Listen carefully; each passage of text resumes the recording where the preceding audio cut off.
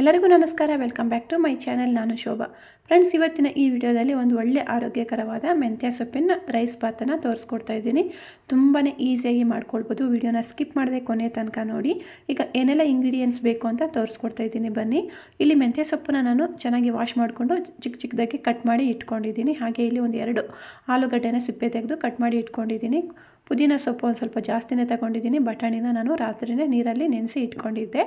ಹಾಗೆ ಟೊಮಟೊ, ಈರುಳ್ಳಿನ ಎಲ್ಲ ಕಟ್ ಮಾಡಿ ಇಟ್ಕೊಂಡಿದ್ದೀನಿ. ಹಾಗೆ ಮಸಾಲೆ ಐಟಮ್ಸ್, ಚಕ್ಕೆ, ಲವಂಗ, ಬಿರಿಯಾನಿ ಎಲೆ, ಕಾಳು ಮೆಣಸು ಇದೆಲ್ಲನೂ ರೆಡಿ ಮಾಡಿ ಇಟ್ಕೊಂಡಿದ್ದೀನಿ. ಇಲ್ಲಿ ಫಸ್ಟ್ ಒಂದು ಮಸಾಲೆನ ರುಬ್ಕೊಳ್ಬೇಕು. ಮಸಾಲೆ ರುಬ್ಕೊಳ್ಳೋಕ್ಕೆ ಶುಂಠಿ, ಬೆಳ್ಳುಳ್ಳಿ, ಹಸಿರು ಮೆಣಸಿನ್ಕಾಯಿ, ಪುದೀನ ನೋಡ್ತಿರ್ಬೋದು, ಒಂದು ಸ್ವಲ್ಪ ಜಾಸ್ತಿನೇ ತಗೊಂಡಿದ್ದೀನಿ. ಅದು ಈ ಪುದೀನ ಒಂದು ಸ್ವಲ್ಪ ಜಾಸ್ತಿ ತಗೊಳ್ಳೋದ್ರಿಂದ ಒಂದು ಒಳ್ಳೆಯ ಕಲರ್ ಬರುತ್ತೆ ಅಂತ ಹೇಳಿ. ಈಗ ಪುದೀನ ಜೊತೆಗೆ ಒಂದು ಸ್ವಲ್ಪ ಕಟ್ ಮಾಡಿರೋಂಥ ಟೊಮಟೊ, ಒಂದು ಸ್ವಲ್ಪ ಈರುಳ್ಳಿನ ಸೇರಿಸ್ಕೊಂಡು ಒಂದು ಸ್ವಲ್ಪ ನೀರನ್ನು ಸೇರಿಸ್ಕೊಂಡು ಇದನ್ನು ನುಣ್ಣಗೆ ಮಿಕ್ಸಿ ಮಾಡ್ಕೊಳ್ಬೇಕು.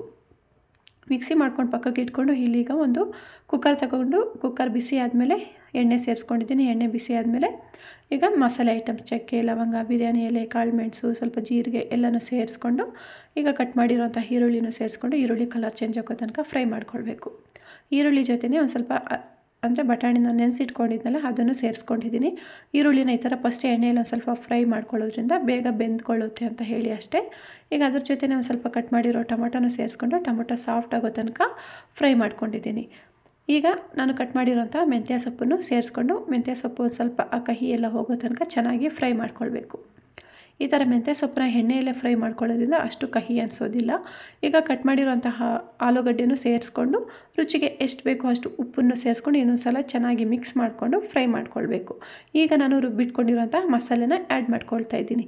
ಈ ಮಸಾಲೆಯಲ್ಲಿ ನೋಡ್ತಿರ್ಬೋದು ಗ್ರೀನ್ ಕಲರ್ ಎಷ್ಟು ಚೆನ್ನಾಗಿದೆ ಅಂತ ಹೇಳಿ. ಪುದೀನ ಸೊಪ್ಪು, ಒಂದು ಸ್ವಲ್ಪ ಕೊತ್ತಂಬರಿ ಸೊಪ್ಪು ಜಾಸ್ತಿ ಹಾಕ್ಕೊಂಡ್ರೆ ಈ ಥರ ಕಲರ್ ಬರುತ್ತೆ, ತುಂಬಾ ಚೆನ್ನಾಗಿರುತ್ತೆ, ಟೇಸ್ಟು ಅಷ್ಟೇ. ಈ ಮಸಾಲೆನ ಆ್ಯಡ್ ಮಾಡ್ಕೊಂಡಿದ್ದ ನಂತರ ಒಂದು ಸ್ವಲ್ಪ ಇದು ಹಸಿ ವಾಸನೆ ಹೋಗೋ ತನಕ ಚೆನ್ನಾಗಿ ಎಣ್ಣೆಯಲ್ಲಿ ಫ್ರೈ ಮಾಡ್ಕೊಳ್ಬೇಕು. ಈಗ ನೋಡ್ತಿರ್ಬೋದು ಎಲ್ಲ ಗಟ್ಟಿ ಬಂದಿದೆ. ಎಣ್ಣೆ ಎಲ್ಲ ಒಂದು ಸ್ವಲ್ಪ ಮೇಲೆ ಬರೋ ಟೈಮಲ್ಲಿ ಈಗ 1 ಸ್ಪೂನಷ್ಟು ಧನಿಯಾ ಪುಡಿನ ಸೇರಿಸ್ಕೊಂಡು ಇನ್ನೊಂದು ಸಲ ಚೆನ್ನಾಗಿ ಮಿಕ್ಸ್ ಮಾಡಿಕೊಂಡು ಈಗ ನಾನು ವಾಶ್ ಮಾಡಿಕೊಂಡು ನೀರಲ್ಲಿ ನೆನೆಸಿಟ್ಟಿರೋಂಥ ಅಕ್ಕಿನ ತಗೊಳ್ತಾ ಇದ್ದೀನಿ. 1.5 ಗ್ಲಾಸಷ್ಟು ಅಕ್ಕಿಗೆ 3 ಗ್ಲಾಸಷ್ಟು ನೀರನ್ನು ತಗೊಳ್ಬೇಕು.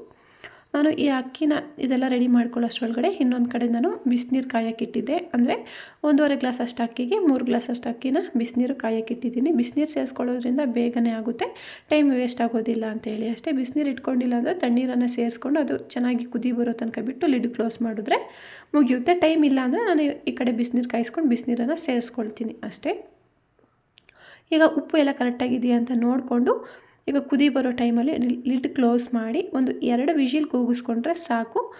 ಆರೋಗ್ಯಕರವಾದ ಮೆಂತ್ಯ ಬಾತ್ ರೆಡಿ ಆಗುತ್ತೆ. ತುಂಬಾ ಚೆನ್ನಾಗಿರುತ್ತೆ.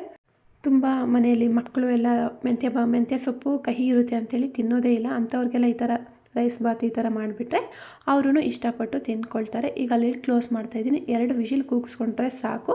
ಆರೋಗ್ಯಕರವಾದ ಮೆಂತ್ಯ ಬಾತ್ ರೆಡಿ. ನೋಡ್ತಿರ್ಬೋದು ಎಷ್ಟು ಪರ್ಫೆಕ್ಟಾಗಿ ಬಂದಿದೆ ಅಂತೇಳಿ, ಉದ್ರುದ್ರಾಗಿ ಬಂದಿದೆ. ತುಂಬಾ ಚೆನ್ನಾಗಿತ್ತು. ಇದ್ರ ಜೊತೆ ಮೊಸರು ಬಜ್ಜಿ ಇಲ್ಲಾಂದರೆ ಚಟ್ನಿ ಈ ಥರ ಏನಾದರೂ ಮಾಡಿಕೊಂಡು ಸರ್ವ್ ಮಾಡಿದ್ರೆ ತುಂಬಾ ಚೆನ್ನಾಗಿರುತ್ತೆ. ಈ ಒಂದು ವಿಡಿಯೋ ನಿಮಗೂ ಇಷ್ಟ ಆಗಿರುತ್ತೆ ಅಂತ ಹೇಳಿ ಭಾವಿಸ್ತೀನಿ. ಇಷ್ಟ ಆಗಿದ್ದರೆ ಲೈಕ್ ಮಾಡೋದನ್ನು ಮರಿಬೇಡಿ. ಹಾಗೆ ಸಬ್ಸ್ಕ್ರೈಬ್ ಮಾಡಿ, ಸಪೋರ್ಟ್ ಮಾಡಿ. ಇನ್ನೂ ಒಂದು ಒಳ್ಳೆ ವಿಡಿಯೋ ಜೊತೆ ನಿಮ್ಮ ಮುಂದೆ ಬರ್ತೀನಿ.